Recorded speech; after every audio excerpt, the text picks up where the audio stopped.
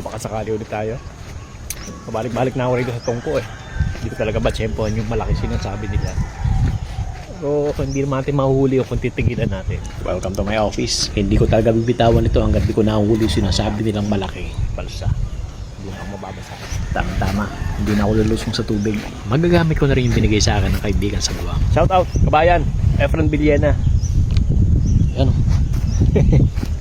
Suot ko na yung diving boots. Napakasarap sa paa. Eksakto. Ilang araw na lang natitira.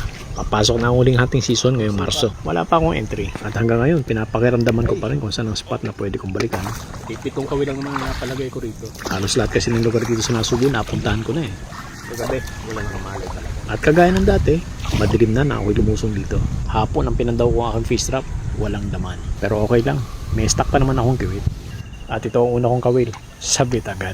Akala ko kanina may huli, medyo batak eh. Pero okay lang, itong ikalawa mukhang may pag-asa. Parang may huli, batak. Nung iniwanan ko to kagabi, nakapatong ito sa mga kangkong eh. Pero ngayon, nasa ilalim. Wala rin. Yung kawil ko kagabi, pwede ko pa sanang dagdagan. Kaya lang, parang medyo nalalayuan na ako dun sa kabila. Tsaka andito talaga yung hinahanap ko eh. Sa lunggaan dito, sa tungkong bato. Hindi na ako lumayo pa. At eto na nga, yung inarya ko na 1 metro lang, may huli. Hindi ko na kasi pwedeng habaan yan. Napakaraming inanod na kahoy, kawayan, sa ilalim. Sayang lang kasi kung may kahagat, hindi rin naman natin maiahon.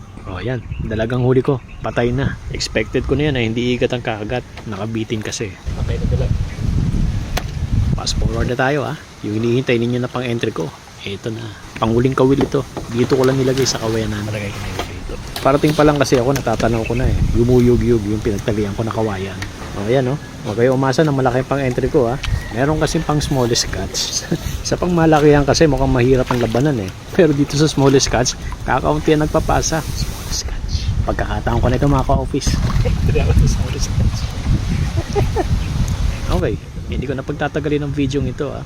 Yung nahuli kong dalag, pinambigay ko na lang dito. Gusto mo ba? Gusto ko! Thank you Sir Rada. Maraming salamat po. Ayan. At yung maliit, inuwi ko syempre. At nung tinimbang ko, kulang 2 guhit. 178 grams lang. At yan ang aking pang entry. And that's all for today's video. Maraming salamat sa panonood. And welcome to my office. Dalag!